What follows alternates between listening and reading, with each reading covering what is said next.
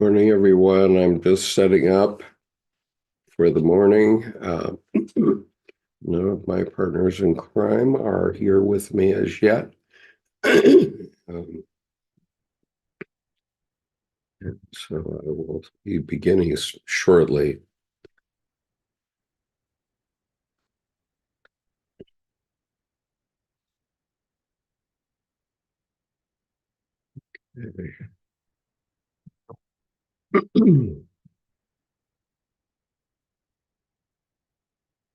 All right, that should have it.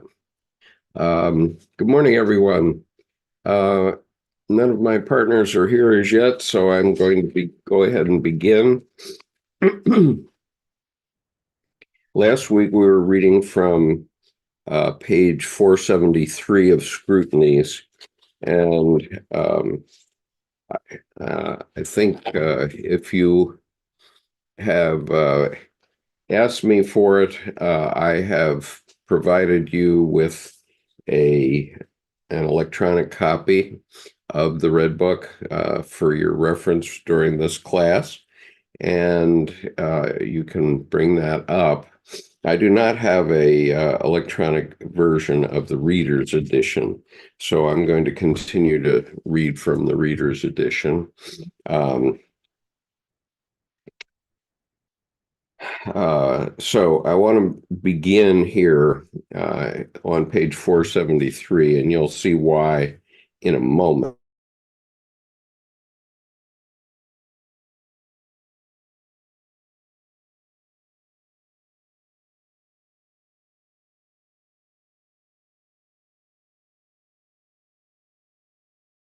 And let's see, I think that if you are here, there's a good chance that you have seen that I have put my attempts at painting the unconscious onto eBay. This is not so that you can purchase them as yet. Uh, if you want to, certainly you can. Um,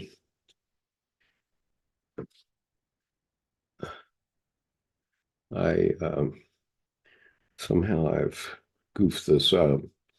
Uh, but hmm, something is happening wrong on my system. Just a moment. Hopefully I can correct it. Just a moment.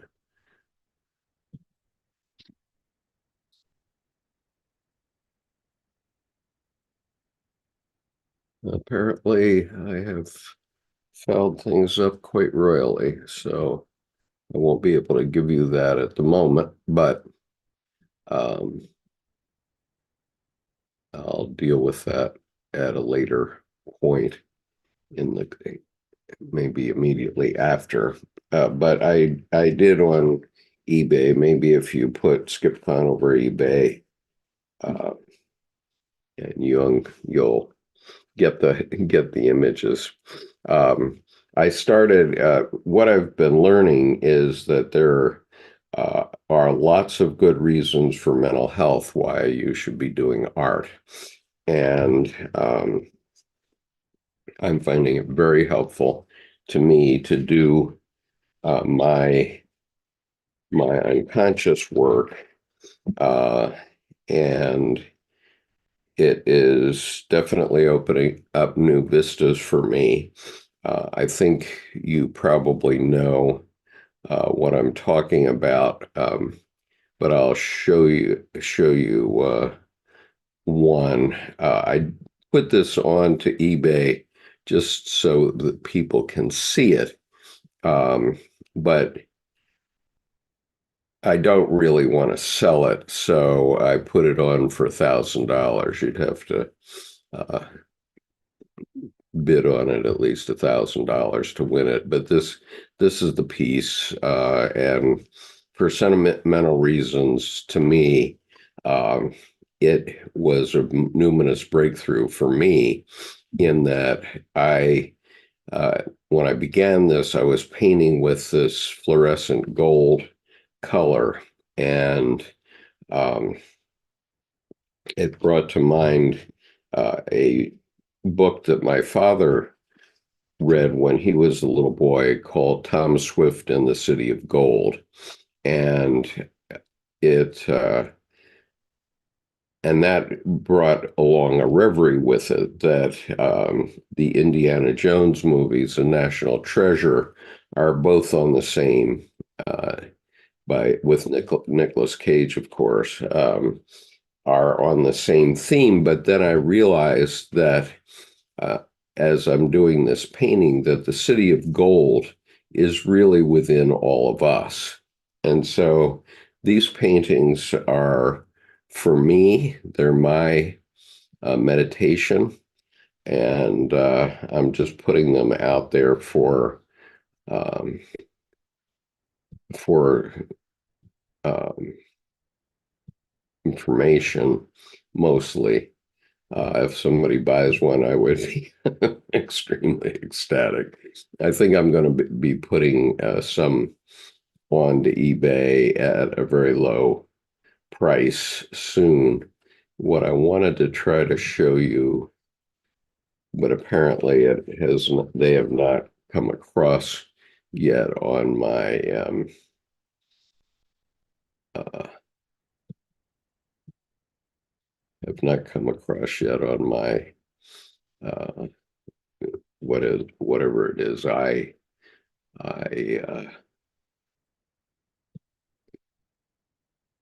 I drive, whatever it is, that as a result, I can't show them to you yet, but they are on my telephone, so maybe they'll come across in the next little while, and I can show you later in the meeting. But I got I got a huge piece of paper, Arches 156-pound watercolor paper, and I began to paint it.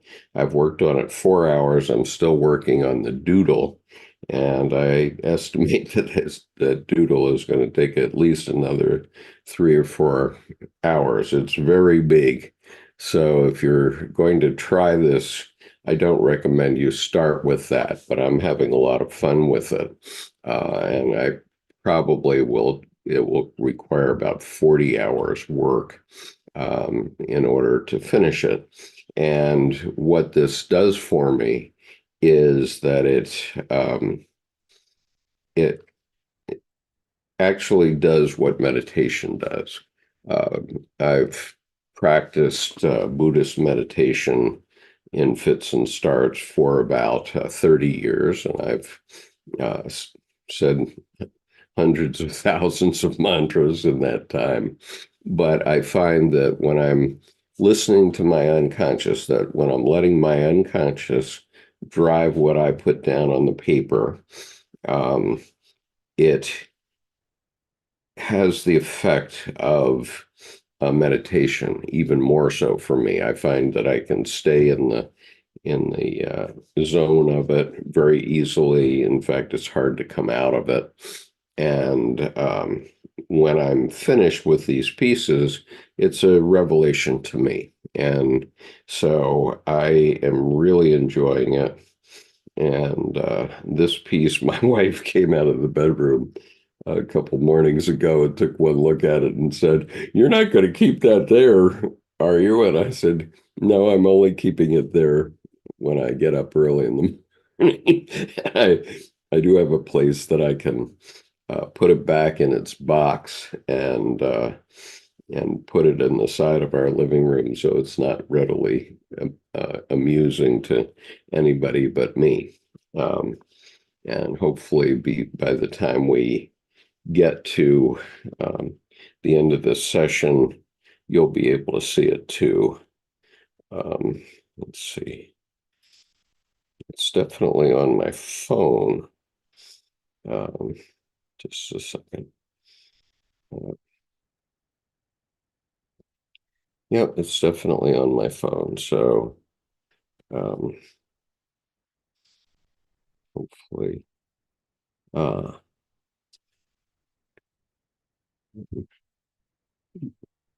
Doing one um, with my, okay, it seems to have worked, maybe. Okay, well, let's try another one.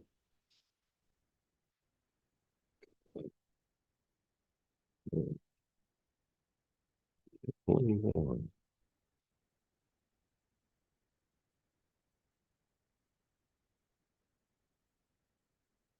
Okay, let's see if it worked, because this will probably be of some mild amusement to you. Um, well, maybe not. Must have come into imports, I suppose. Is that where it's hidden? Nope. I don't know where my computer put it. Uh, this is promising. Okay, I'm going to show you this because this is the piece, and it's worth seeing, in my opinion, just because of how it helps you with your unconscious. This is actually upside down.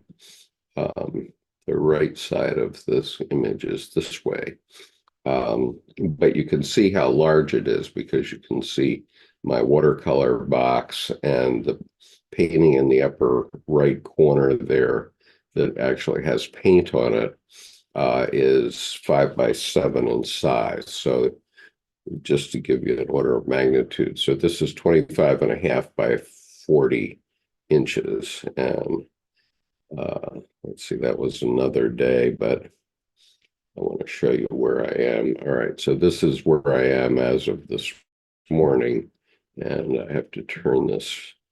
Okay, so what I wanted to point out, so that I don't forget, is that here there's an elephant, and the elephant has its trunk coming down here, going down here, and on the other, whoops, and I'm pointing these out now, and here is a crocodile. Here's the eye of the crocodile and the top snout, and here's the bottom snout with the mouth open. And so those are the types of things that start to emerge in a doodle. And very often there are other images um, of eyes. I can often see people looking at me out of these things, and I'm not going to point all of them out now, but so I've got about 4 hours into this doodle at this point, and you can see um, the beginnings of it, and here is perhaps the head of the Buddha. But I'm not trying to get that, but I'm just observing these things at this point. They may disappear as I continue on with the painting. But enough of that. I just wanted to give everybody a chance to see those. I will be sending out a notice, um, probably right after this session, because we have a big announcement. The big announcement is that the Wednesday advanced reading group is going to read the red book, and we're going to try to do it along with the black books.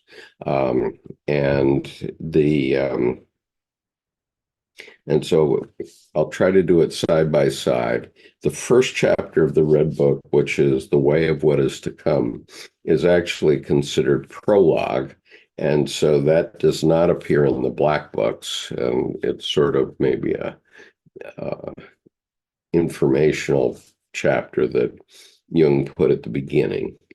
And we've already done that long ago, so I'm not going to go back to that now. But on Wednesday at 5 p.m. Eastern Time, we will start again.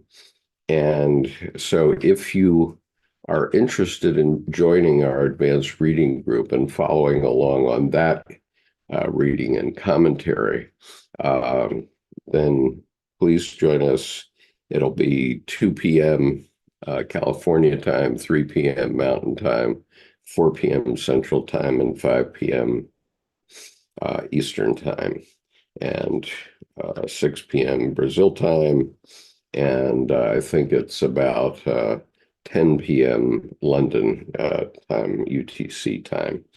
And so that is when this advanced reading group meets. And in the notice that I'm going to send out to everybody that's receives my notices, it will be coming out probably today. And so you can join us and get in right at the beginning of our advanced reading group's reading of the Red Book. Okay, so I've dawdled long enough, and it seems I do not have my sidekicks today, so I'm going to just begin. So I'm on page 473.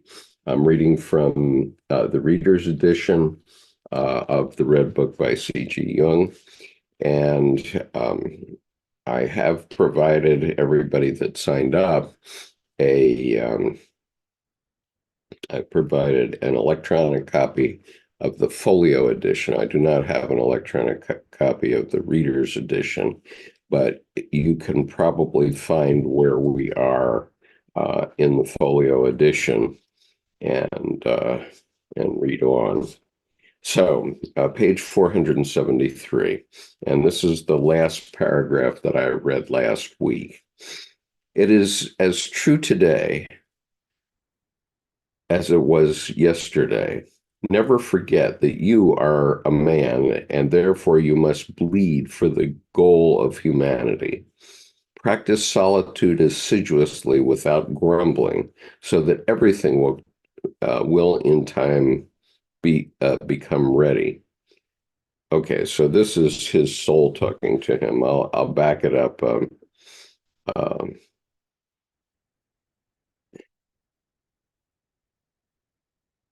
going to back it up a few more paragraphs so that you can have the context, because he's talking to his soul, and also Philemon comes in here at some point. So I'm going to be at the top of 473.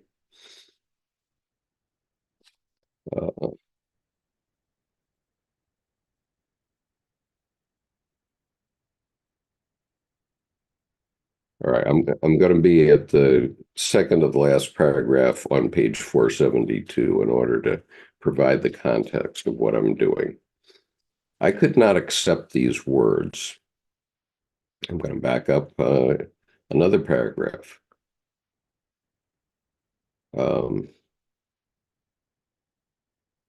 Okay, so this is his soul speaking. What do you want to avoid? She said. There is no avoidance. You must go your way, unconcerned about others, no matter whether they are good or bad.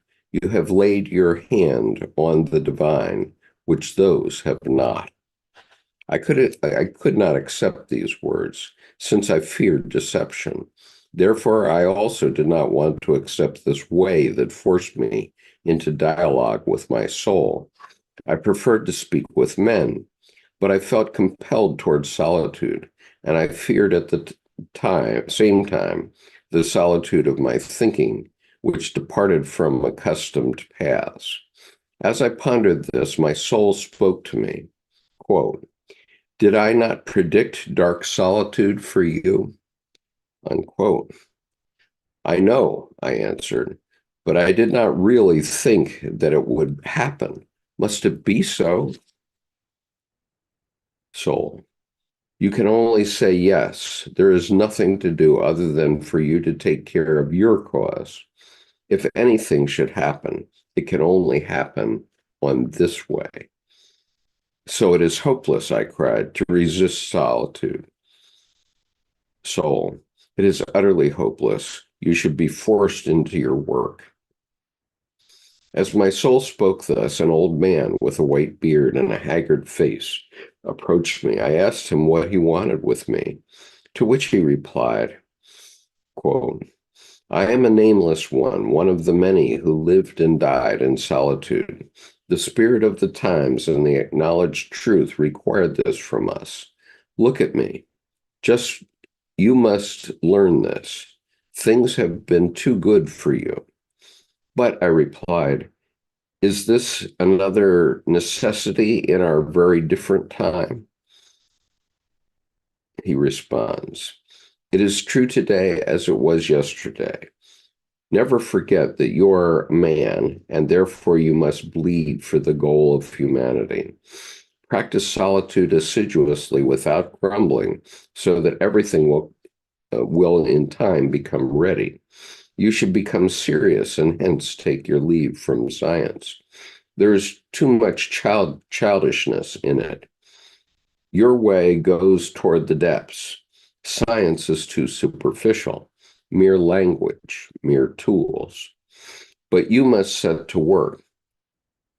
I did not know what work was mine, since everything was dark, and everything became heavy and doubtful, and an endless sadness seized me and lasted for many days. Then one night I heard the voice of an old man.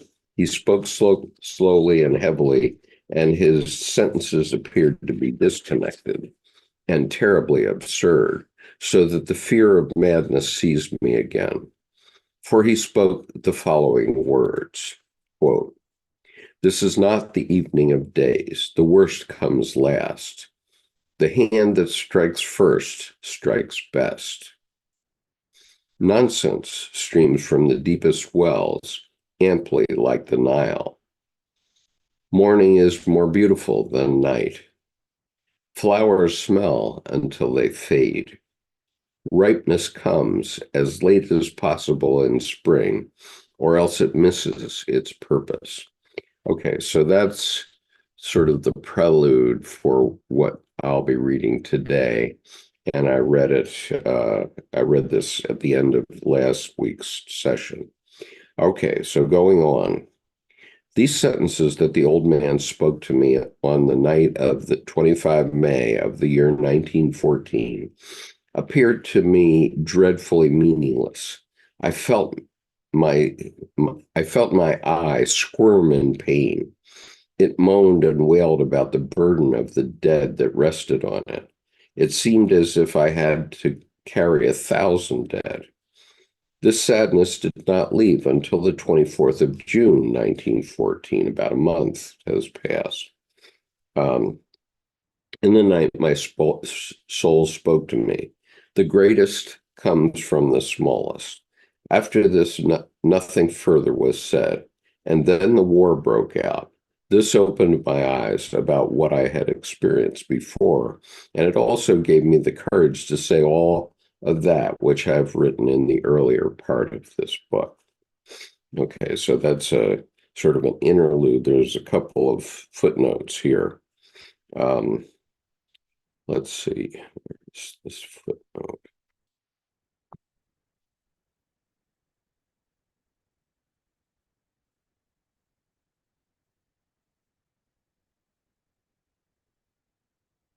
Okay, anyway, there's a footnote number 21.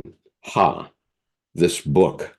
I have laid hands on you again, banal and pathological and frantic and divine. My written unconscious. You have forced me to my knees again. Here I am. Say what you have to say. This is the one reference to the unconscious in the Black Books, numbers 2 through 7. So it's the only reference to the unconscious. And then footnote 22 comes in the next paragraph, so I'll go on. All right, so I'm back in section 3 now, on page 474, and here's what is said. From there on, the voices of the depths remained silent for a whole year. Again in summer, when I was out on the water alone, I saw an osprey plunge down, not far from me. He seized a large fish and rose up into the skies again, clutching it. Okay, there's a footnote. June 3rd, 1915. In the interim, Jung wrote the draft of the preceding books of Liber Novus. On July 28th, 1914, Jung gave a talk on the importance of the unconscious in psychopathology at a meeting of the British Medical Association in Aberdeen. From around August 9th to around August 22nd, Jung was on military service in Luzerne for 14 days. From around January 1st to around March 8th, 1915, Jung was on military service in Olten for 64 days. Between March 10th and 12th, he served on the invalid transport. And this comes from Jung's military service books. All right, so then he says, this is after the ospreys rose up into the skies again, clutching the fish, a large fish. I heard the voice of my soul, and she spoke. That is a sign that that is a sign that what is below is born upward. Okay. I'm going to just stop and see what, if anything, is in the chat. I'm not seeing any. I'm going to continue on.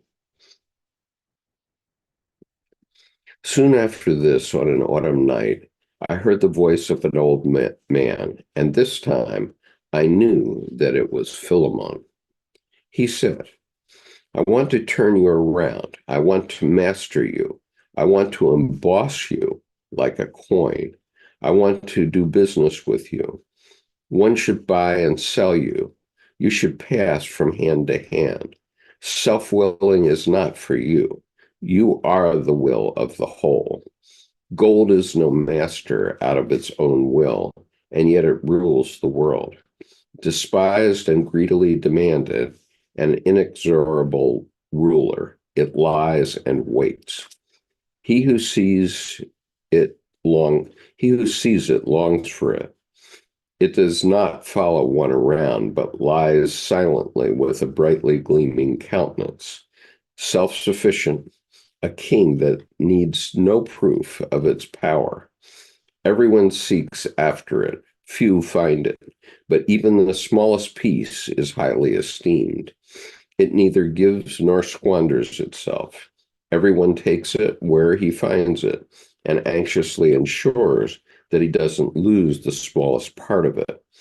Everyone denies that he depends on it, and yet he secretly stretches out his hand longingly toward it. Must gold prove its necessity? It is proven through the longing of men. Ask it, who takes me? He who takes it has it. Gold does not stir.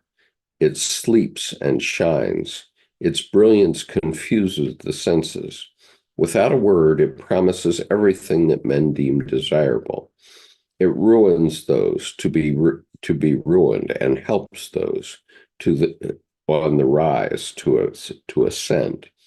It ruins those to be ruined and helps those on the rise to ascend. A blazing hoard is piled up. It awaits the taker. What tribulations do men not take upon themselves for the sake of gold? It waits and does not shorten their tribulations. The greater the tribulations, the greater the trouble, the more esteemed it is. It grows from underground, from the molten lava. It slowly exudes, hidden in veins and rocks. Man exerts all cunning to dig it out, to raise it. But I called out dismayed. But what ambiguous speech, O Philemon? But Philemon continued, not only to teach, but also to disavow. And why then did I teach? If I do not teach, I do not have to disavow. But if I have taught, I must disavow thereafter. For if I teach, I must give others what they should have taken. What he acquires is good, but the gift that was not acquired is bad. To waste oneself means to want to suppress many. Deceitfulness surrounds the giver because his own enterprise is deceitful. He is forced to revoke his gift and deny his virtue. The burden of silence is not greater than the burden of myself that I would like to load onto you. Therefore, I speak and I teach. May the listener defend himself against my ruse, by means of which I burden him. The best truth is also such a skillful deception that I also entangle myself in it, as long as I do not realize the worth of a successful ruse. And as I startled again and cried, O Philemon, men have deceived themselves about you, therefore you deceive them. But he who fathoms you fathoms himself. But Philemon fell silent and retired into the shimmering cloud of uncertainty. He left me to my thoughts, and it occurred to me that the great barriers would still need to be erected between men, less to protect them against mutual burdens than against mutual virtues. It seemed to me as if the so-called Christian morality of our time made for mutual enchantment. How can anyone bear the burden of the other if it is still the highest that one can expect from a man, that he at least bears his own burden? Okay, I'm going to stop there for a moment because I wanted to just talk about this segment for a bit, and there are a couple of footnotes, so I'll read them. September 14th, 1915. Okay, so World War I has been going on for over a year at this point, and Switzerland is a neutral country, so Jung has been called, and all men in Switzerland are required to serve, and so Jung has been called to serve in the military from time to time, usually as a medical officer. He later on during the war served as a POW camp commander, something that I did in my time in Vietnam, but he served as a POW camp commander. And I believe this is because these were German POWs and his native language was Swiss. But the idea, I think, was that Switzerland was a non-combatant, but somehow they made a deal with the Allies during World War I to hold any prisoners in a neutral country. And so this is why Jung was called up at this time. Or multiple times during the war. And so he did service. So anyway, here we are at a point that's about 15 and a half months, or no, I'm sorry, 13 and a half months after the beginning of World War I. The United States has not yet entered the war at this point. And so here's the footnote. In late summer and autumn of 1915, Jung conducted his correspondence with Hans Schmidt on the question of psychological types. His concluding letter to Schmidt on November 6th indicates a shift that signals a return to the elaboration of his fantasies in the Black Book. Quote, understanding is a terribly binding power, possibly a veritable soul murder when it levels out vitally important differences. The core of the individual is a mystery of life, which dies when it is grasped. That is also why symbols want to keep their secrets. They are mysterious not only because we are unable to clearly see what it is that they're what it is at their bottom. All understanding as such, being an integration into general viewpoints, contains the devil's element and kills. That is why, in the later stages of analysis, we must help the other to come to those hidden and unopenable symbols, to those hidden and unopenable symbols, in which the seed of life lies securely hidden like the tender seed in the hard shell. Actually, there must be any Actually, there must not be any understanding and agreement on this, even if it is possible, as it were. But if understanding and agreement on this has become generalized and obviously possible, the symbol is ripe for destruction because it no longer covers the seed, which is about to outgrow the shell. Now I understand a dream I once had and which greatly impressed me. I was standing in my garden and I had dug open a rich spring of water which gushed forth mightily. Then I had to dig a trench and a deep hole in which it collected all the water and let it flow back into the depths of the earth again. In this way, salvation is given to us in the unopenable and unsayable, symbol, for it protects us by preventing the devil from swallowing the seed of life. And that's discussed in John Beebe and Ernst Falzader's The Question of Psychological Types, forthcoming. Let's see, there's one other footnote. It just says Hermes is your daemon.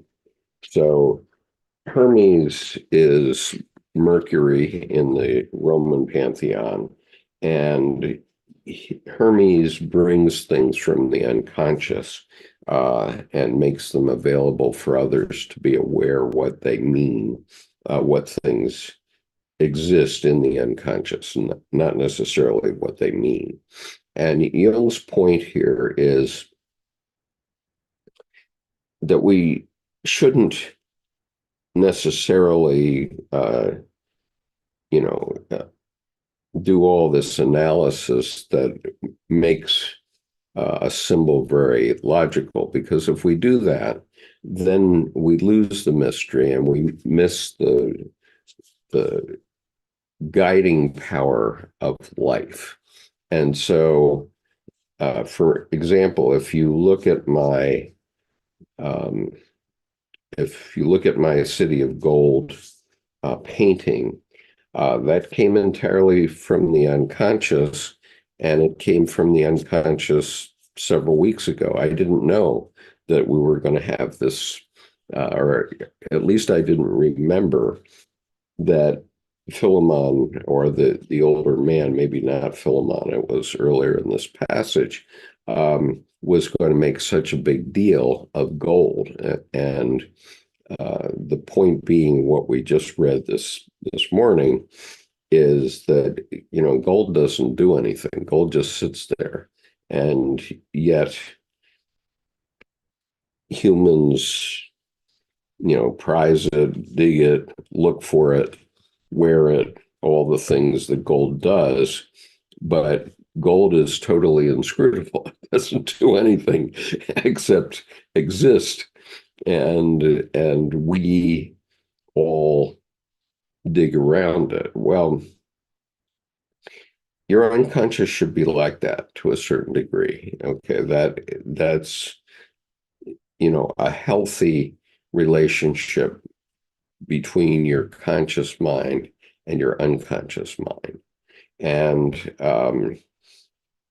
there should be a regular intercourse, a regular communication between your unconscious and your conscious mind. And the result of that is our dreams, okay? And our dreams are messages from the unconscious to us. Um, and I've thought about this a lot over the last 35 years or so. Um, Dreams are telling us things. So one reason that children frequently have nightmares is dreams are often bombastic. They're trying to make a point. And um, and so in the early stages of having dreams as a child, uh, the children don't understand this bombastic behavior, and they get scared out of their wits by their dreams.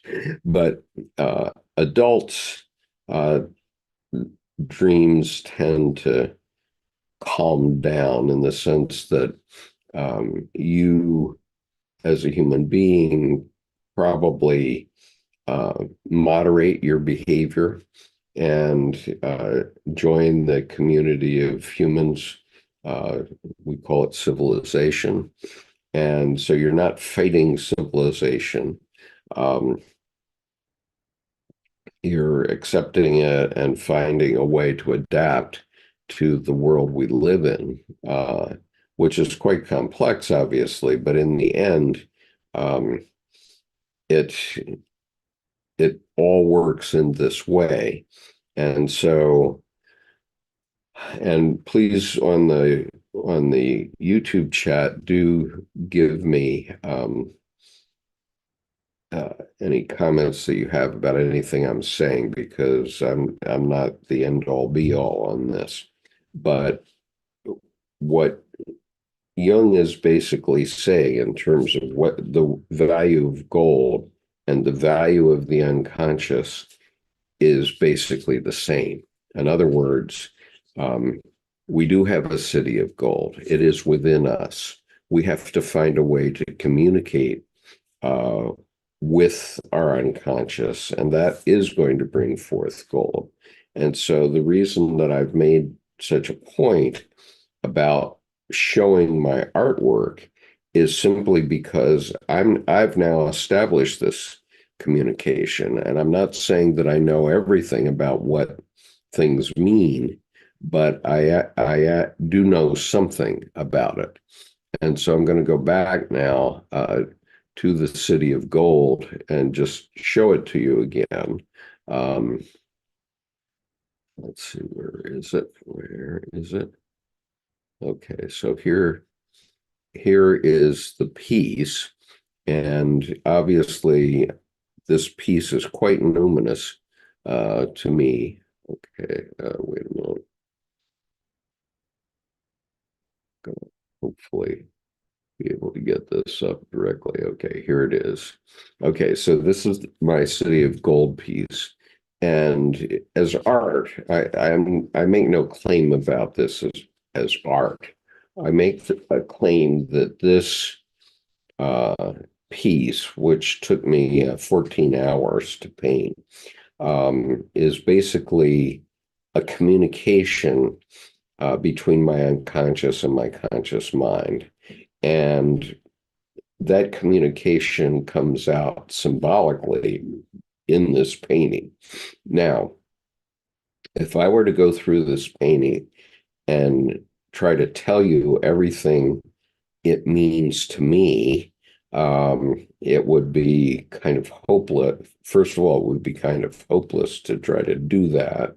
And secondly, the more I explained it, the less meaningful it will be to me. And so therefore, I accept it as sort of a numinous memorandum of a moment in time when I was working on this piece, and this sudden realization came to me about the parallels between the novel Tom Swift and the City of Gold, and then Indiana Jones movies, and then the National Treasure movies with Nicolas Cage and Harrison Ford, of course, and Indiana Jones.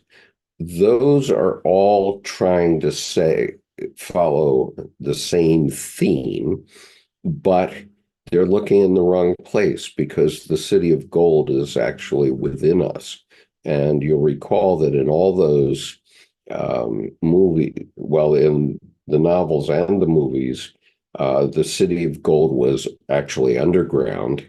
And that's kind of the point. Metaphorically, it's saying that the gold is underground. And so I finally made this connection, which I hadn't made before, but it's unique to me in the sense that I made that connection to the city of gold and these new cultural artifacts that we have. But in the earlier part of today's lesson, where I was reading Philemon's comments about gold just lying there and it doesn't have to do anything. This is the way your unconscious works too. And occasionally it tries to communicate with you through a dream or a vision. Uh, but you're going to be healthier. You're going to have better mental health, it seems to me. And I always point out that I'm not a mental health professional, but what I'm feeling and experiencing now is that by opening this channel of communication between me and my unconscious, I'm creating a flow of things that come to mind, and I'm trying to follow the linkages as they come up. So, and as I described earlier, the linkage of Thomas Swift and the City of Gold came to mind when I was only maybe 3 hours into painting this piece. And then as I kept doing it, I remember I made the connections with the Indiana Jones and National Treasure movies. And then I realized that, oh, this gold that's in this piece came from within me. And therefore, this piece is symbolic of, and all of these pieces, because of the way I'm doing them, are symbolic of something that was within me. And what Jung is saying here is it's wrong for me to explain myself. Okay, explain what these symbols mean. They're a symbol of something that's within my unconscious. And so if they capture you, if you are somehow moved by what you see, you feel something in yourself that's happening, then that it represents a mirror. Okay, that's you're unconscious. It's a direct communication between my unconscious and your unconscious. And your unconscious is telling me that they're telling you that there's something here for you. And so that's what I mean by a mirror. It's not a physical mirror in the sense that we talk about, but normally in the physical world, but it's my unconscious communicating with your unconscious. And I actually recognize this, 6 or 7 years ago when my friend, when we were meeting locally and not online exclusively, pointed out to me the meaning of, or pointed out to me the numinous connection between me and Jackson Pollock's strip painting number 31, which I had seen in the Boston Museum of Art, because, as I said, I walked into the gallery where this was displayed, and I immediately fell into uncontrollable weeping. I mean, literally, I was weeping, and, more so than almost ever I have in my lifetime. And I didn't understand why. And, fairly shortly afterward, when my friend said the words, olive drab to me, and I connected the seeing of that painting with the loss of my roommate in Vietnam on April the 11th, 1969. I realized that I hadn't mourned his death adequately, and I mourn his death very often, um, but that but that was Jackson Pollock, who died in 1954. Uh, Jackson Pollock's unconscious communicating with my unconscious back in 1995 when I saw this drip painting for the first time. Um, Jackson Pollock's unconscious was communicating something to my unconscious, and I don't know what it is to this day, but it caused me to make this connection back to my failure to properly mourn the loss of my friend. Um, but it took me 20 years. I kept telling people about this experience, and nobody gave me a connection that would help me until in 2016. My friend, I was describing the situation and describing the painting, which was mainly greens and browns and whites. And he just said the words olive drab. And that immediately made my connection to Vietnam and immediately to my friend. Um, that was something that was unconscious to me all those years, 20 years. Um, but finally the connection was made.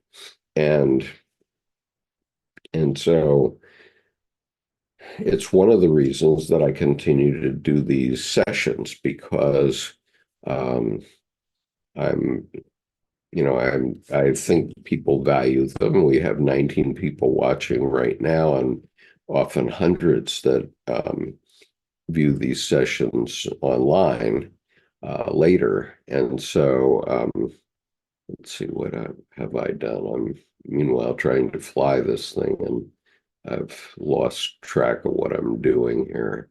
Um, sorry about that. I'm going to stop the share for a moment so that I can get back to the I need to get back to the uh, uh, let's see. Sorry, I'm trying to fly this thing, and they've moved things around. Okay, view your channel. That's where I want to be. Okay, so I think this is it. Yeah. Okay. All right. So now I'm back to the chat, and I want to just look at what you're saying here and comment on it as appropriate. Um,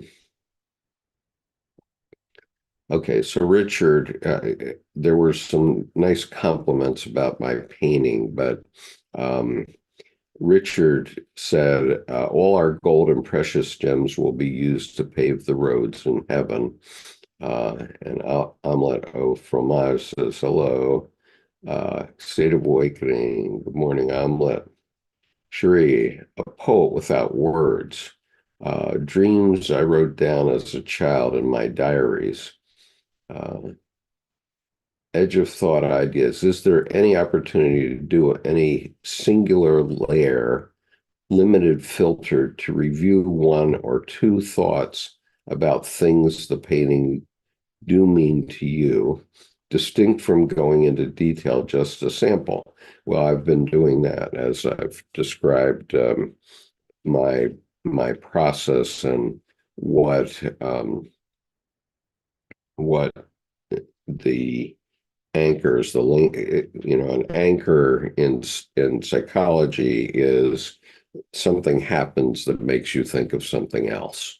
Okay. And so there's an anchor between whatever happens and the other thing.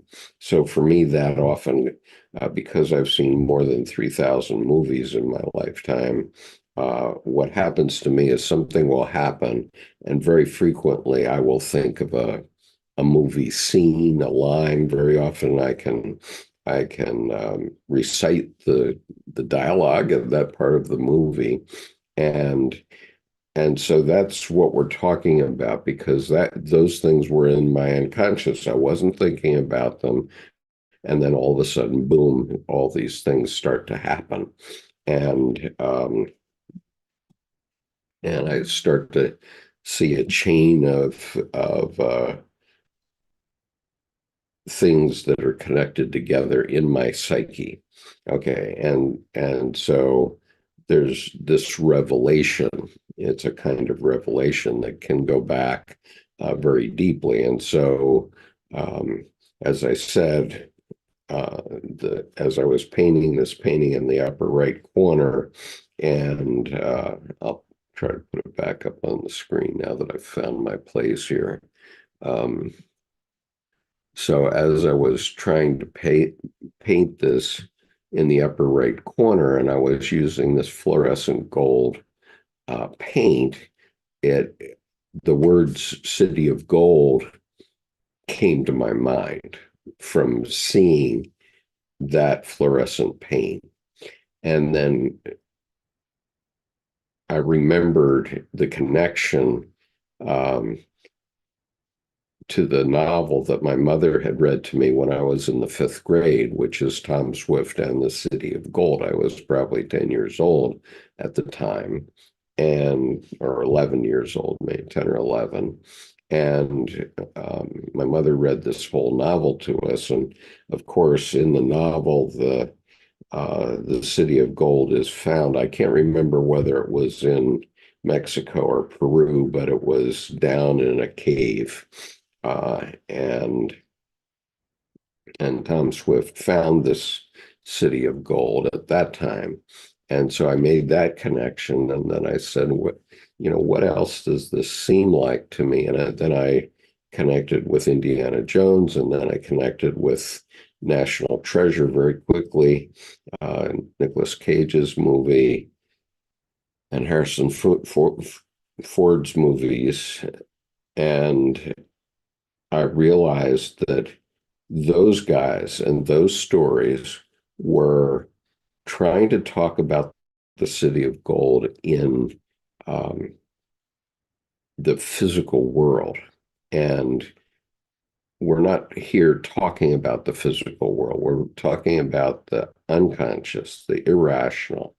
And so it made me realize that the City of Gold, that all those works of art, all those authors were talking about, is actually a city of gold that's within every single one of us. And I recognize that by recognizing that there's a vein of that gold within me, within my unconscious. And so I realized that. And as I've talked about it now at length with you on this program, um, and a few programs before, hopefully this idea that there's a city of gold within you has created other linkages within your own life. And so my point about these paintings is, when you look at them and you react to them, you feel yourself reacting to them viscerally. What you're seeing is not my unconscious. You're seeing a mirror to your unconscious. Okay, which is, my unconscious is saying something directly to your unconscious without passing through either of our uh, conscious minds. And so that's what I mean again now by the Jackson Pollock drip painting number 31, which I saw in the Boston Museum of Art. And I don't, when I go to a museum, I'm very rarely moved by anybody's painting. And so, and up until that time, like most people of my age, I was thinking of Jackson Pollock as something a kindergartner would do. And yes, kindergartners can do something like that, but they don't understand what it means. They won't understand what it means. They can paint something out of their unconscious, but almost surely they will not understand what it means. And the difference is an adult can understand these linkages to their own unconscious, and and therefore that can um, that can be healing. I think it's healing, and I think that's what we're talking about when we're talking about art vis-a-vis psychology, psychiatry. We're talking about giving you um, access. And so here, just a minute. Okay, so that reminds me of this. Let me remove my cloaking here so that you can see this, but this reminds me of this one um, thing, which it's one sentence that was in Lawrence Jaffe's book. I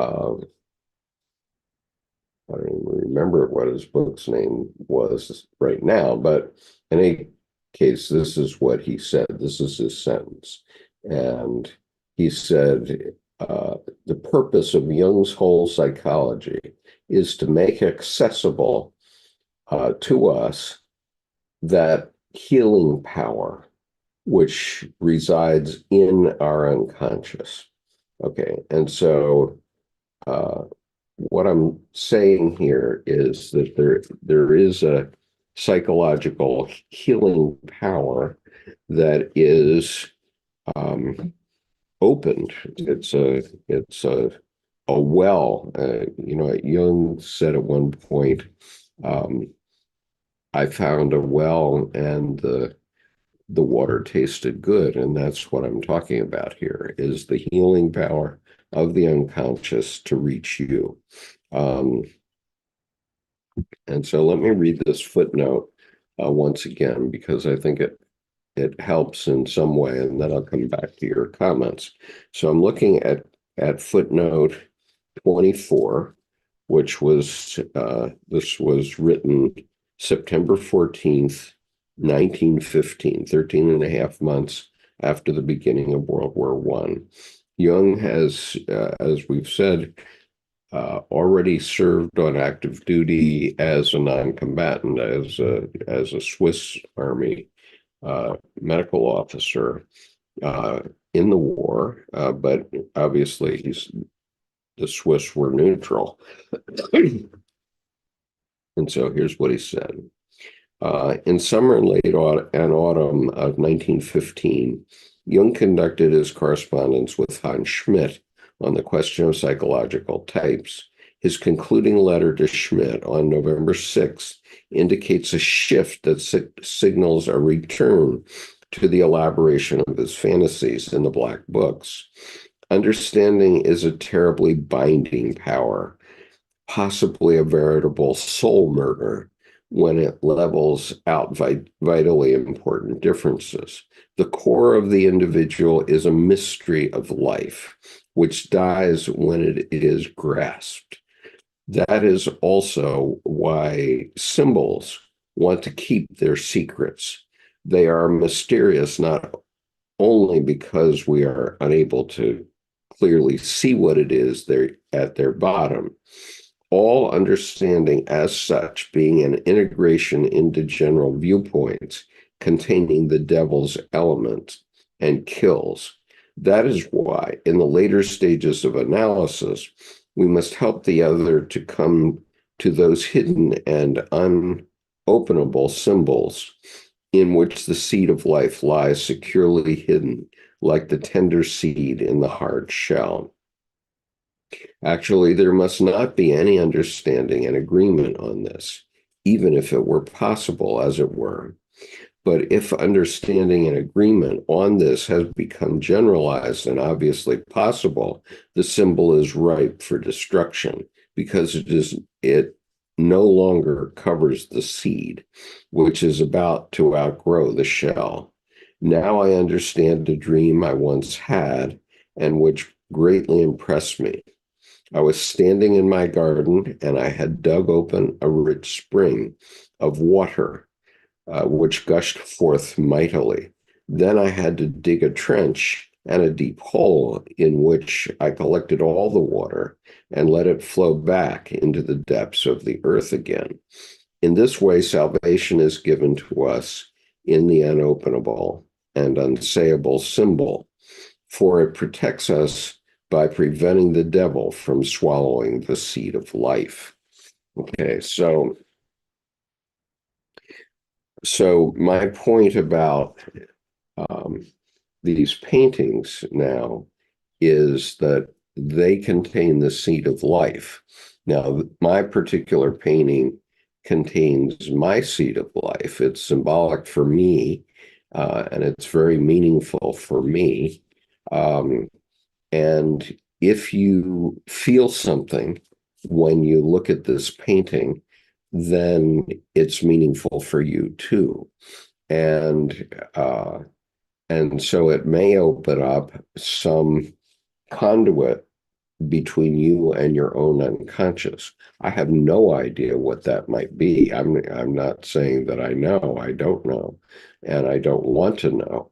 And what Shamdasani is saying in this footnote is that even a psychotherapist shouldn't want to get behind that and try to explain away everything, because basically, uh, that's what's happened to our religions.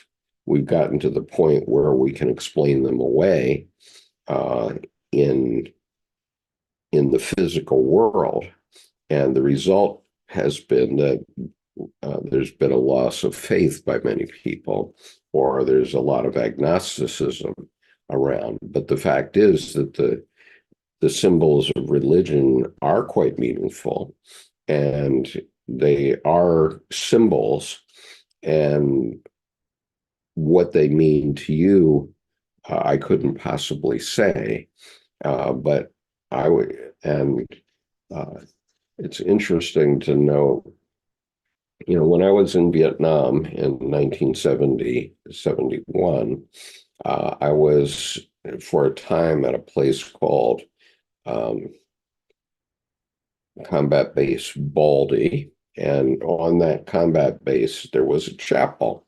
And the chapel was made out of sandbags. And there were some fake stained glass windows in the form of see-through plastic of different colors, something like um, the symbol of my city of gold here.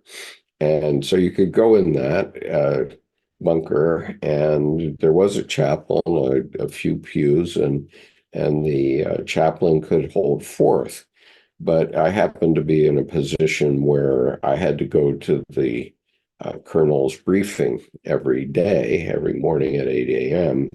And on Mondays, the chaplain would get up. He was probably a Navy commander, and he would say, "Well, Colonel, yesterday we had 9 Marines or 11 Marines come to chapel." Now, that was a combat base that had 5,000 men on it. And so out of 5,000, it was a regimental combat base. So the headquarters of the 5th Marines was there.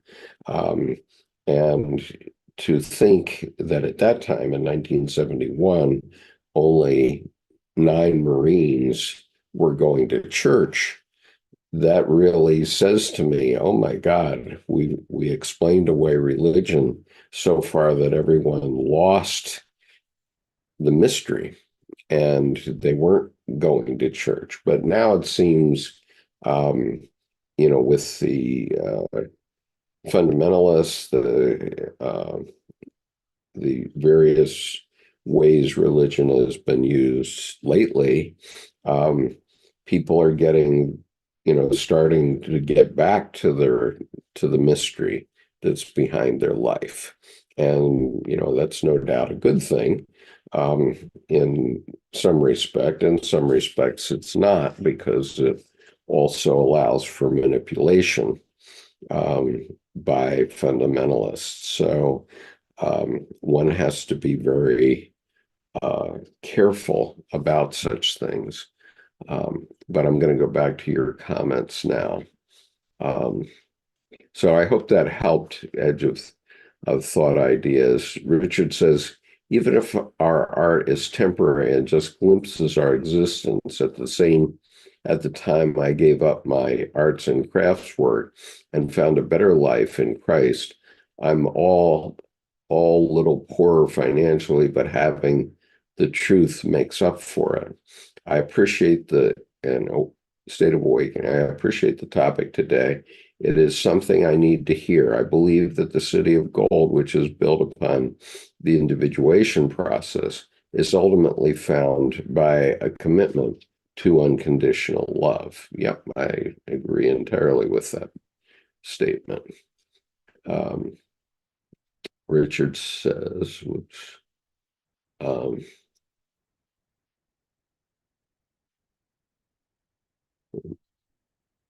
Richard says, art is a great way to have the sense of worth at certain stages of development, but it's not God's plan for some of us. I've taken to the monk lifestyle, but I know that this is not true for most. It's all in how much you're willing to uh, let go of for God. Cherie, I first saw some of Jackson Pollock's artwork in New York City when I was 20 years old. I cried also. State of Awakening. Jung had a client named Robert Johnson, whom he gave particular instruction to as regards his future vocation. He writes extensively about the city of gold and how this sustained him in troubling times. Oh, that's very interesting. I didn't know that. Um,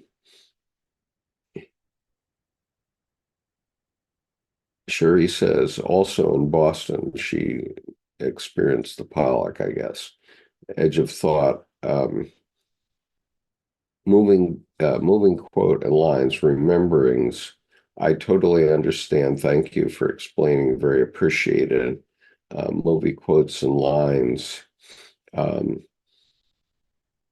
State of Awakening says, your described experience while painting in that it brought up a chain reaction to the past so, sounds somewhat synchronistic. Um, and Sherry says all rivers flow, and one cannot step into the same river twice. Absolutely. Sherry says Pablo Picasso's Blue Period was my favorite. Jackson Pollock moved me beyond words. And the name's Mary says, hi all, good morning from Kathy. This is a lovely quote. Uh, Kathy Richards, Shuri, nice to see you again.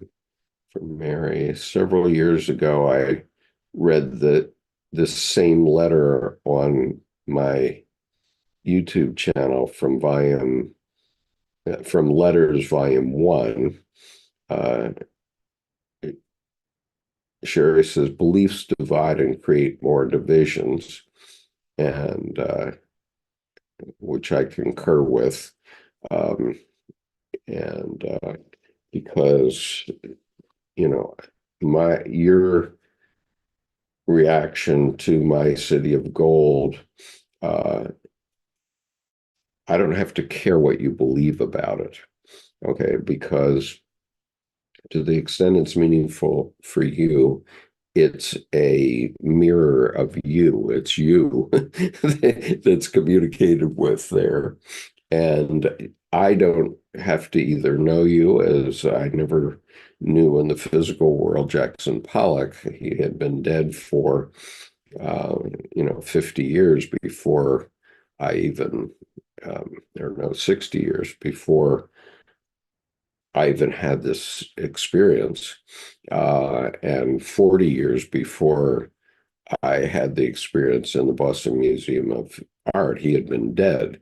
So I don't have to, he doesn't have to care about whether he communicated with me in real life, and I don't have to care that I never knew him. My psyche communicated with his psyche without passing go. That's the point. And he didn't have to be alive for that to happen because he left his psyche on the two-dimensional space, and my psyche reacted to it. And it is the most significant reaction I've ever had to practically anything in my life. And so you don't have to believe me. I don't care if you believe me. But I'm just saying, um, you should, when something moves you, it gives you a twinge, whether it's you know, the smell or taste of an apple pie on Thanksgiving, or a pumpkin pie for that matter with ice cream. That will bring up something for you. And so if art brings something up for you, then you might consider doing a little bit of art for yourself, because you don't have to care what I think about ice cream, what I think about apple pie, or what I think about pumpkin pie with ice cream. You don't need to know that, and you shouldn't care. What you need to know is the fact that I just created a string of thoughts in your unconscious that you're now working through because I've done that. And I'm not sure I was doing it intentionally, but now I'm saying that I did do it intentionally. And so that's the mirror that I'm talking about. If somehow that moved you, if somehow the image in your psyche of your mother making an apple pie or pumpkin pie with ice cream, what have you, or the smell of turkey on Thanksgiving Day,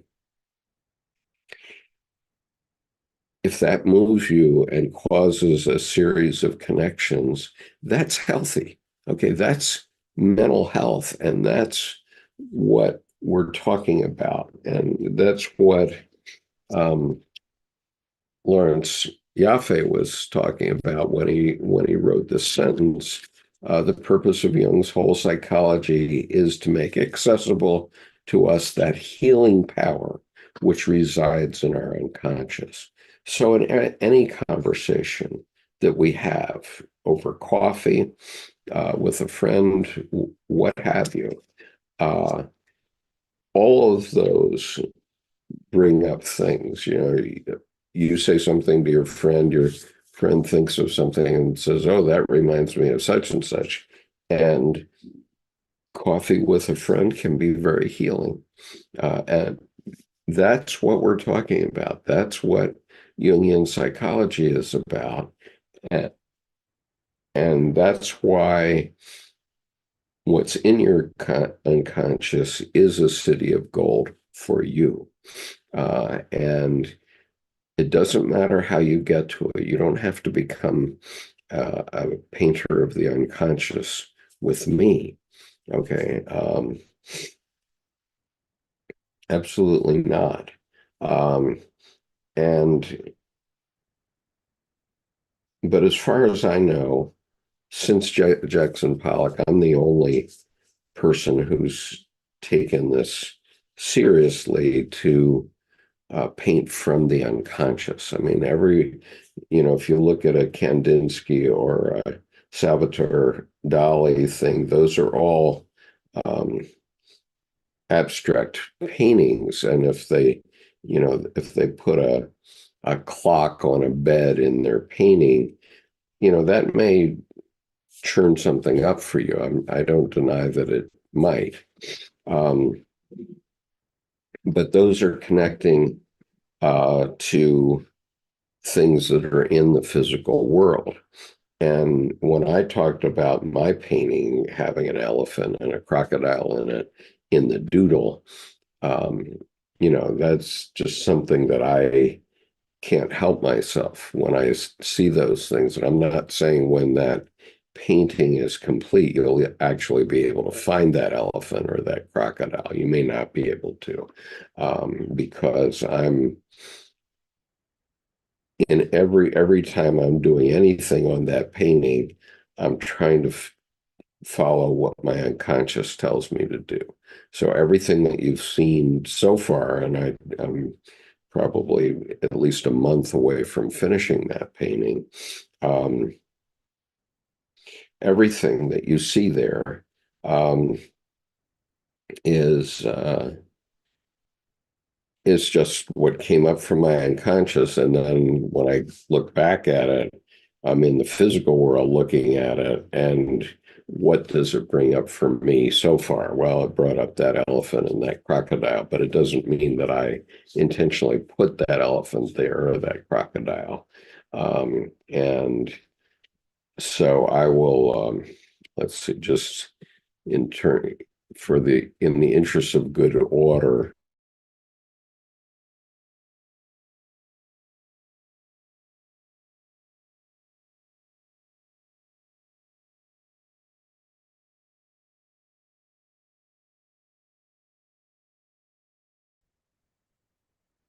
Okay, so here it is.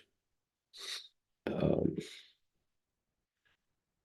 all right, so as I look at this doodle, I saw the elephant. Here's the elephant. Here's his ears. Here's his eyes. And here's his trunk coming down and going across and down to the end of his trunk here. And here's the crocodile on his side.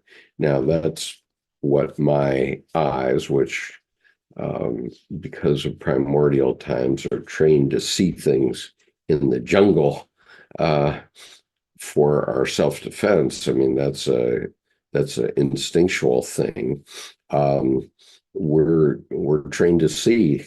Our unconscious helps us see danger, okay, in the jungle. So here you could see a wolf with a snout and ears and the eye of the wolf here and his tongue hanging out. And, there are many other things. Here's an eye here looking out at you. And here's another elephant with the trunk curling around and the elephant's looking up, so you can see his eyeball with his pupil of his eye here.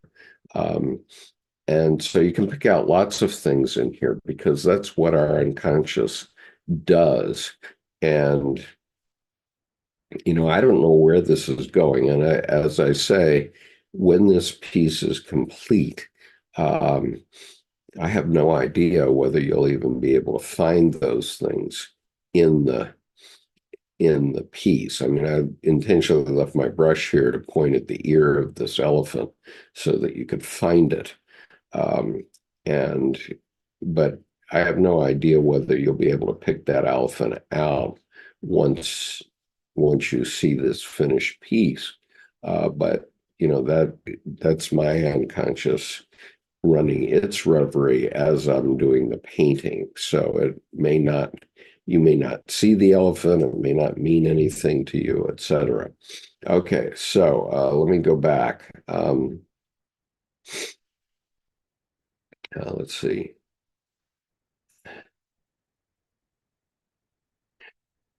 State of awakening. Yes, this is the main function of the collective unconscious communion outside of the bounds of space and time. Richard, modern art just says confusion to me, no offense. Uh, yeah, but at the same time, maybe you'll take on a new appreciation of modern art because you'll see that the author was trying, or the painter was trying to provide you with an anchor into your unconscious. And if you look at it that way, instead of, what's this picture of? This is nuts. But if you look at it that way, then you're not going to see anything. But if you look at it as the painter was putting something um, in it for you to react to unconsciously, that can give you a different perspective on it. And I think, especially right now, I'm having this connection in my unconscious to Salvador Dali's Last Supper, which is in the National Gallery of Art in Washington. And I've always found that image quite meaningful. Um, Regardless of what I may think about Christianity, that image is very meaningful to me. Um, so Sherry says, this is healing now at this very moment. What about Goya's Witches in the Air? Well, again, Witches in the Air is for you to react to. I don't know the piece offhand, but all works of art are communicating with you. So when you ask me, what about Goya's Witches in the Air? That's the wrong question because I can't tell you. Only you can tell you. Okay. And so you have to ask yourself, what does it mean to you? That's the question. And Richard says, empathy is not my strong point. Feel free to hate me. I don't hate you, Richard. I'm just reacting as I go along. In fact, I love you because you're one of the regular participants here. And he says, it's all faces to me primordial, but tells a story. Well, surely. Um, and thank you, Sherry, for responding to my point to you. Um, And so, yes, Richard, it tells a story. By evolution, we are wired that way. We are wired to recognize danger in a jungle. Okay, and we are all uh, the result of ancestors who've done two things correctly, for sure. Every one of our ancestors, going back all the way to single-celled organisms, every one of them did two things correctly. They survived until they reproduced. That's what they did. And in the process of evolution from single-celled organisms to us, there is a very, very sophisticated um, warning system that's built into us unconsciously. It's part of our fundamental nature that is telling us if danger exists, fight or flight. Shall we fight it or shall we run away? What shall we do to keep ourselves protected? And, in the modern world, we don't necessarily very frequently, each one of us, um, have to make that decision minute by minute. But certainly in the animal world, they do. I mean, everything from elephants down to garter snakes, every creature has to make a decision whether it should fight or run away, or the world is benign and I can go find my blade of grass to eat today. That's what's going on in the world, and we have civilized that process. But nonetheless, we have to recognize that everything that we find in the grocery store, every single thing that you can eat, was at one time alive. Okay. And it lived its life so that you can live your life. And so if you think about an egg or, um, an omelet, as one of our viewers uses, I made an omelet for my wife today, and I used 2 eggs in that omelet. Well, the 2 chickens that gave birth to those eggs thought she was making chickens, baby chickens, but what she was making was human beings. And so her produce produced protein for me and my wife to live our lives. And we, in our turn, when we finally leave this vale of tears, we too will make contributions of that sort with our very bodies. And so, and State of Awakening says, thank you, Skip, for providing nuance to my understanding of the collective unconscious. Well, you're quite welcome. And by the way, when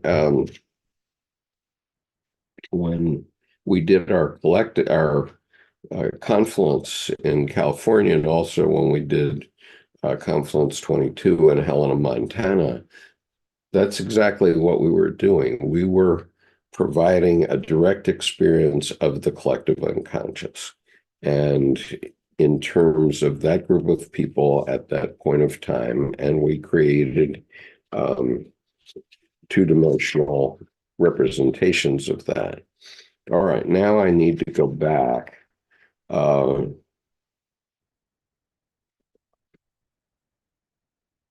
find my place here.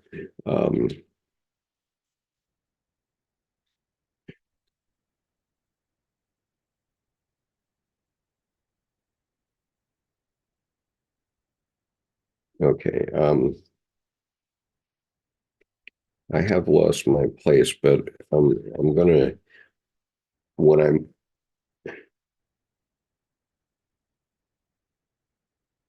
I want to go back, and since we've been talking about the city of gold and the synchronicity of that, I'm going to take a 1-minute bio break. Excuse me for that. I don't have someone here to help me today, so I'm just going to have to uh, take the moment, and I'll be right back.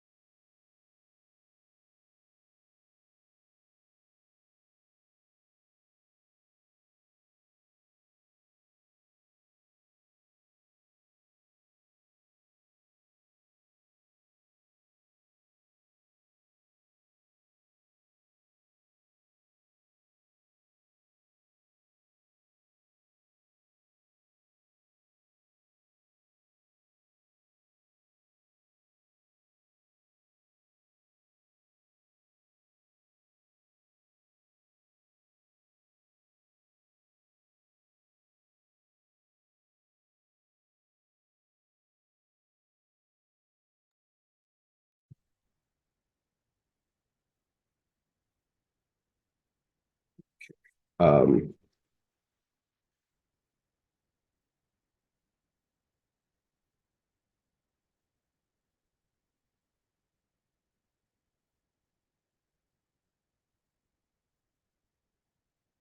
let's see. I'm wondering if everybody can hear me now. I'm going to mute and unmute. Okay, you should be able to still hear me now. I was getting nasty messages from Zoom because it said, do you want me to go on? Going back, State of Awakening says, I have to get back to coursework now, but I want to say thank you to everyone. I found today's meeting especially enjoyable and nourishing. A good day to all. Sherry, the most incomprehensible thing about the world is that it is incomprehensible. And yeah, edge of thought ideas. There is good fortune to be here this morning, reading everyone's comments and hearing Skip's words. Sherry, Albert Einstein, Kathy, edge of thought ideas, agreed. Okay. All right. Well, I'm glad it's useful to you, very much so. And all I'm doing is sharing my journey so that hopefully it can be of assistance to you. I'm going to go back to page 475. And I just want to read through again what Philemon is saying about gold, um, because of the synchronicity with my City of Gold painting, of course, but also because, just as a reminder, um, all of these things are um, within us all the time. I mean, when you're having a conversation with anyone, um, you are thinking in images, and those images are there because they're stored in your unconscious mind. So when somebody says something to you, whatever it is, even the word "the," it has some meaning to you. And it can generate a unconscious reverie, which we often have, of course. And and Richard says there is gold in all people. We have to mine it out. Yeah. Uh, so let me read here. Page 475, the first full paragraph. Soon after this, on an autumn night, I heard the voice of an old man, and this time I knew that it was Philemon. He said, I want to turn you around. I want to master you. I want to emboss you like a coin. I want to do business with you. One should buy and sell you. You should pass from hand to hand. Self-willing is not for you. You are the will of the whole. Gold is no master out of its own will, and yet it rules the whole, despised and greedily demanded, an inexorable ruler. It lies and waits. He who sees it longs for it. It does not follow one around, but lies silently with a brightly gleaming countenance, self-sufficient, a king that needs no proof of its power. Everyone seeks after it. Few find it, but even the smallest piece is highly esteemed. It neither gives nor squanders itself. Everyone takes it where he finds it and anxiously ensures that he doesn't lose the smallest part of it. Everyone denies that he depends on it, and yet he secretly stretches out his hand longingly toward it. Must gold prove its necessity? It is proven through the longing of men. Ask it, who takes me? He who takes it has it. Gold does not stir. It sleeps and shines. Its brilliance confuses the senses. Without a word, it promises everything that men deem desirable. It ruins those to be ruined and helps those on the rise to ascend. A blazing hoard is piled up. It awaits the taker. What tribulations do men not take upon themselves for the sake of gold? It waits and does not shorten their tribulations. The greater the tribulations, the greater the trouble, the more esteemed it is. It grows from underground, from the molten lava. It slowly exudes, hidden in veins and rocks. Man exerts all cunning to dig it out, to raise it. But I called out, dismayed, what ambiguous speech, O Philemon? But Philemon continued, not only to teach, but also to disavow, or why then did I teach? If I do not teach, I do not have to disavow. But if I have taught, I must disavow thereafter. For if I teach, I must give others what they should have taken. What he acquires is good, but the gift that was not acquired is bad. To waste oneself means to want to suppress many.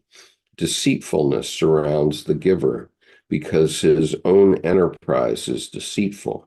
He is forced to revoke his gift and to deny his virtue. The burden of silence is not greater than the burden of myself that I would like to load onto you. Therefore, I speak and I teach. May the listener defend himself against my ruse, my means of which I by means of which I burden him. The best truth is also such a skillful deception that I also entangle myself in it as long as I do not realize the worth of a successful ruse. And I was startled again and cried, "O Philemon, men have deceived themselves about you. Therefore you deceive them.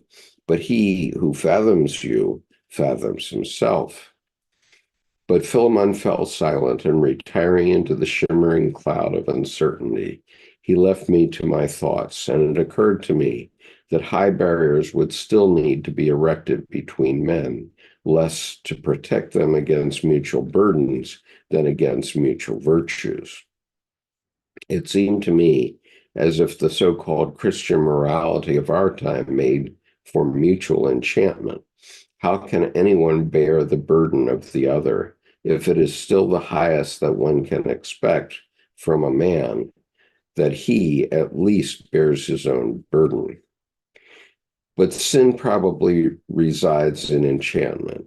If I accept self-forgetting virtue, I make myself the selfish tyrant of the other, and I am thus also forced to surrender myself again in order to make another my master, which always leaves me with a bad impression and is not to the other's advantage.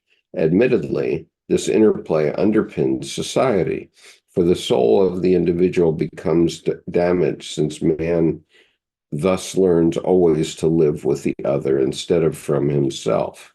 It appears to me that if one is capable, one should not surrender oneself, as that induces, indeed even forces, the other to do likewise.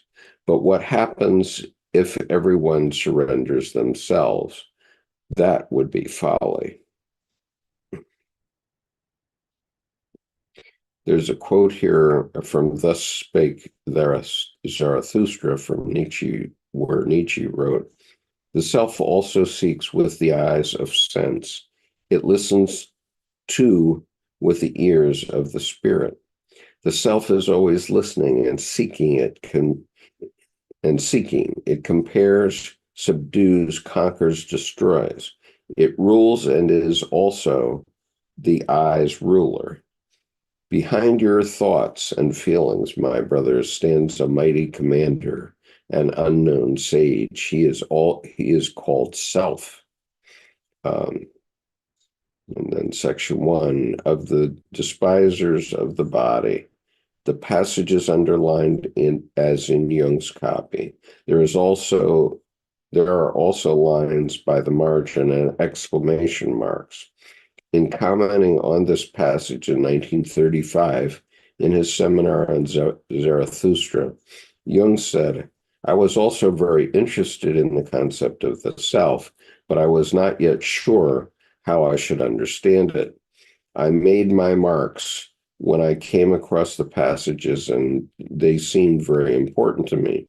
The concept of the self, continued to recommend itself to me. I thought that Nietzsche meant a sort of thing in itself behind the psychological phenomenon. I saw then also that he was producing a concept of the self, which was like the Eastern concept. It is an Atman idea."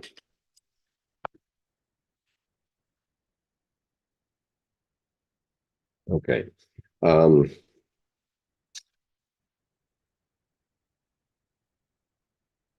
So let me look back here now.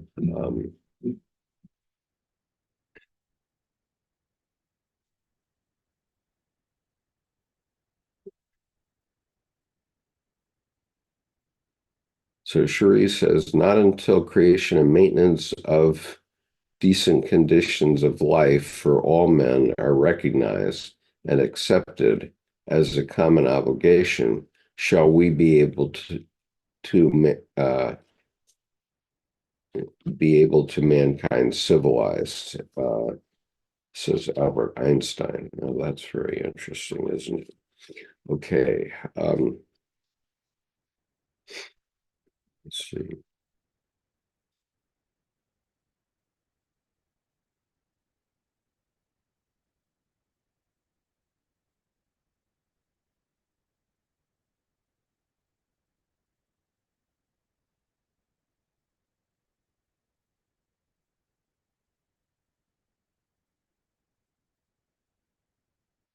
See where I could stop here. Um, I think I'm not going to read on at this moment because um, what is appearing in the second full paragraph um, of page 477 uh, is a new chapter or a new thought system, which is about sin. And it begins with a sentence, but sin probably resides in enchantment. If I accept self-forgetting virtue, I make myself the selfish tyrant of the other. And I am thus also forced to surrender myself again in order to make another my master, which always leaves me with a bad impression and is not the other to the other's advantage. Okay, so I'm going to start with that paragraph next week. And hopefully I'll have some counterparts to assist me along next week. I do want to give everybody the sign up for both this session and for the advanced reading group, because as I said at the beginning of this, the advanced reading group has decided to give up on Erich Neumann. We were halfway through Neumann's book called The Place uh, of Creation, and to read the um, and to read the Red Book in its entirety and to try to do it in parallel with the Black Books. Now, that's going to be a very complicated process, but in any case, I'm going to give you in the YouTube chat the um, link to make sure that you get notices of all the sessions that are offered here. And so you can go to that link and you can sign yourself up for the advanced reading group if you want to. You can sign up for this Sunday session if you want to. You will get notices of those sessions and you will be able to join the Zoom conversation that we're having every Sunday. Also on Wednesdays, we have a very loyal group in the advanced section. The advanced reading group has been going for several years now, and we have our meetings on Wednesdays at 5 p.m. Eastern time. And that means 2 p.m. California time, 3 p.m. Mountain time, 4 p.m. Central time, and 6 p.m. Brazil time, and about 10 p.m. London time, 9 or 10 p.m. I have to check. But in any case, when I send out the notices, I also give you the times of the meetings, and the links. We have a new link for the advanced reading group. So if you uh, have already signed up for it, you'll know that we've changed the Zoom. But if you haven't signed up, you'll just be getting the link um, for the new Zoom session. And so you're welcome to join us. And the group includes a couple of, well, not a couple, many famous artists, but the two most noteworthy from my following are Tim Holmes, who's my friend from Helena, Montana, who is one of the leaders of our confluence, and Colleen Kibert, who was the hostess for Confluence 23 that we held at Mount Madonna last October. Unfortunately, we did not do enough video recording of Confluence 23.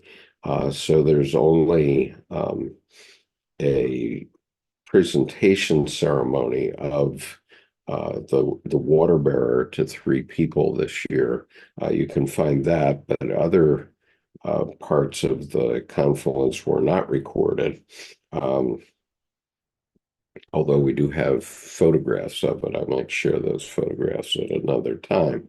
But Colleen tells me she's been writing her book, which is about to come out, and we're going to do a Wisdom Path special event on Colleen's new book sometime probably within the next month.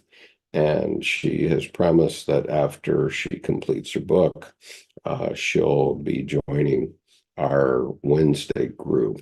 As many of you know, Colleen is 91 years old, and she's been studying the artistic process for 60 years. And she's done an incredible number of very remarkable things in her lifetime. She lives in a lovely home on the coast of California, and she's just an amazing woman. She's my mentor and basically has given me mentoring guidance that's led to my doing my doodles that are available. I will give you links to the eBay things. I think what I'm going to do is there's one on there which is a small piece for $50. I think I'm going to reduce the starting price on that piece to $5 and see whether there's any demand for these at all. And you know, I'm not actually soliciting the purchase of these things. They're mainly there as a reference point so that you can see what I'm talking about, what I have been talking about. And so in my notice that's going to go out, and I assume that most of the regulars here get my notices for Sunday morning, you will have received the links to eBay, but I'll put them also on all of my links going forward so that you can just find them and you know, just look at them when you're thinking about this or want to see what I'm talking about. As I said, I put a price of $1,000 on the City of Gold because it's such a meaningful painting for me. I'm not trying to sell it at all, and so I'm just making these available and just to see what happens. But the main reason for putting the City of Gold on eBay is so that you can have it for reference. And I'll be probably doing the same thing or something similar with the large piece, the 25 and half by 40-inch piece that I'm doing, because that's again a very large piece. It's going to take more than a month to complete. And so anyway, Cherie thanks me. I appreciate that. I will figure out how to join. I am not tech savvy. So Cherie, all you have to do is click on that link, and it should give you a page where you select the things that you want notice of. And you should be able to do it on your cell phone. Since you're active on the YouTube chat, you should be able to get right through to that link with no problems.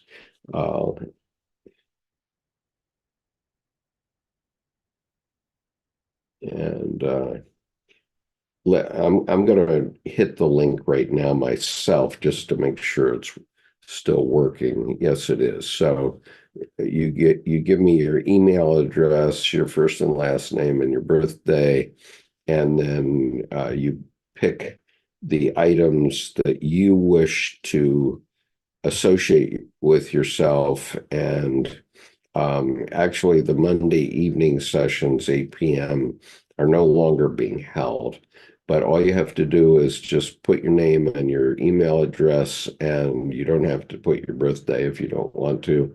And just click on those little boxes there beside the thing you want to get notices for, and hit subscribe, and you will get those notices on a regular basis. That's all you do.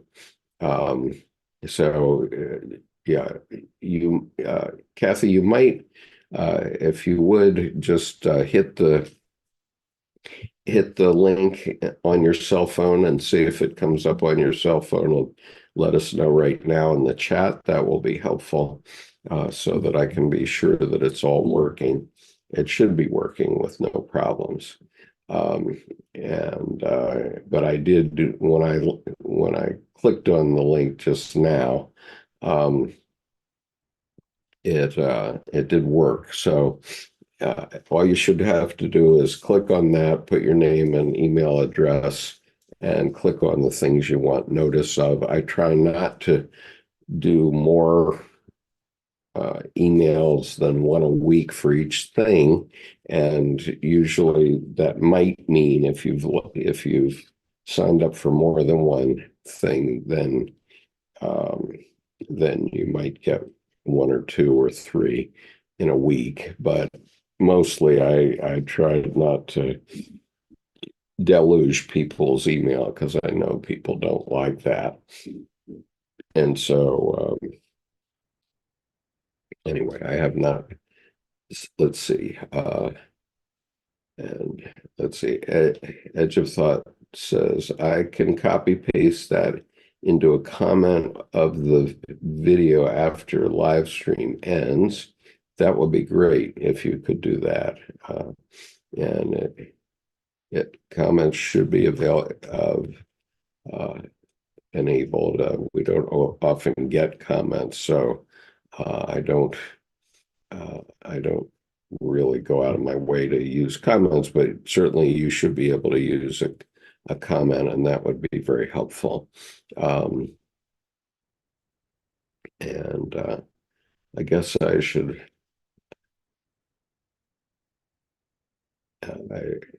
Anyway, if you use the link that's in this YouTube chat, that should give you access to all of the things that I do on a weekly basis, which is only, and I've just put it in a second time.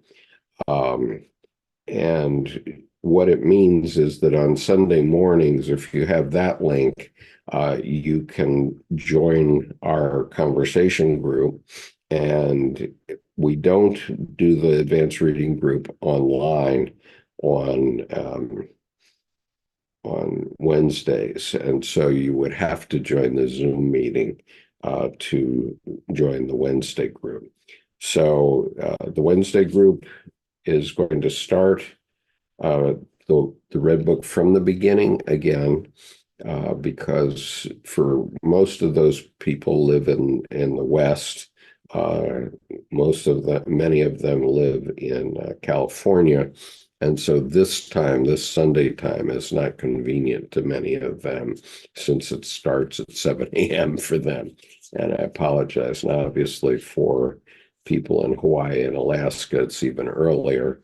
Um, so I hope that people who live in those time zones will be able to start joining us. So that's Wednesday at 5 p.m. Eastern Time and Sunday at 10 a.m. Eastern Time. Those are the times that we are currently broadcasting on a regular basis. And then we do the wisdom path on an occasional basis. So, um,